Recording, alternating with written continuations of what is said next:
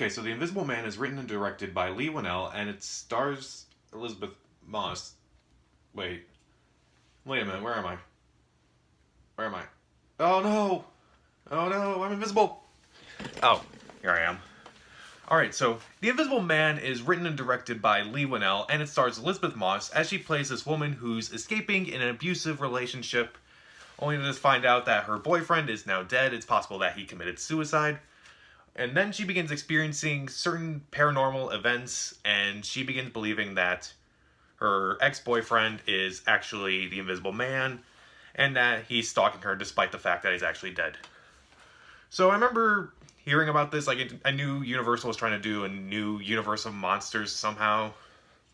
Like in the last few years they had The Wolfman, Dracula Untold, The Mummy, which I think is so bad it's good. And now they're trying to go with a new approach with a movie like The Invisible Man, which I remember seeing the trailer, I was like, that does seem very interesting. It looks like a very unique approach to a movie like this. And I gotta say, this is probably one of the better movies I've seen this year, if not the best movie I've seen this year so far. So, what makes this movie good? There are a ton of things that make this movie good. First off, Elizabeth Moss in this movie, she's really good in this movie. I never really liked her as an actress. Not that I hated her or anything, but this is probably her best performance yet. She is very sympathetic in her role. You can tell that she's embodying this character who is just very broken from what she has experienced as her character. It's just sad, but you do hope for the best for her throughout this entire situation. She definitely does feel restrained throughout her performance, as in, like, she doesn't know how to handle certain things that are happening, and how people around her don't really believe her, unfortunately. And I'll address that as well.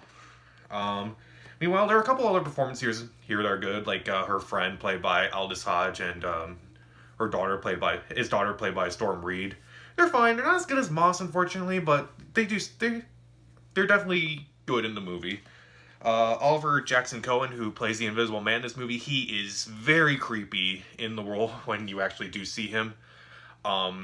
You can kind of tell, like, you can tell that he's playing this monster, and he's very good at playing this very twisted, messed up dude who's doing all these horrible things to Elizabeth Moss. And it was unsettling just watching him throughout the entire movie.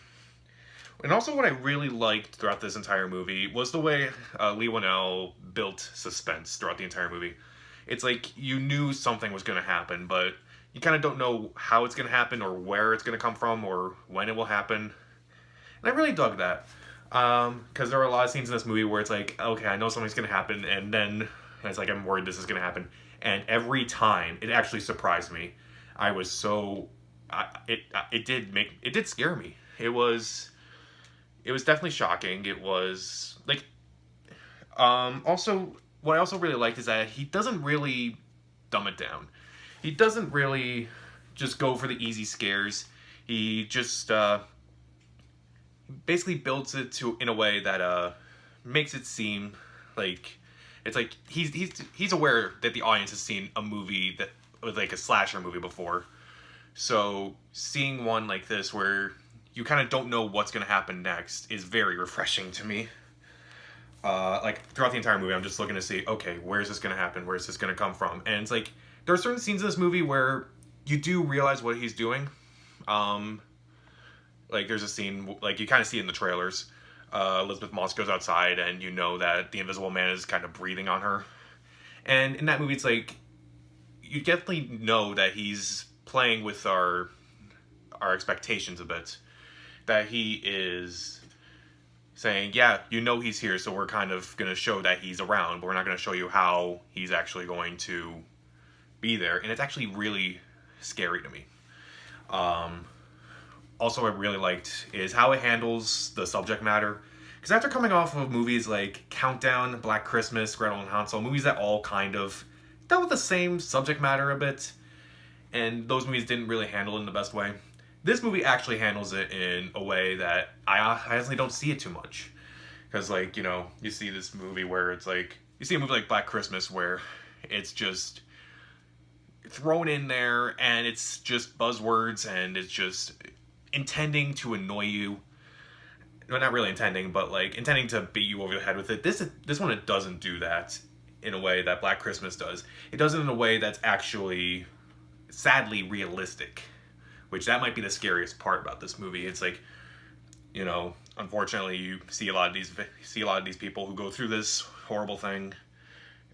People don't believe them, and it's like, well, I can't see it, so I don't believe it, and that's really bad. That's really bad.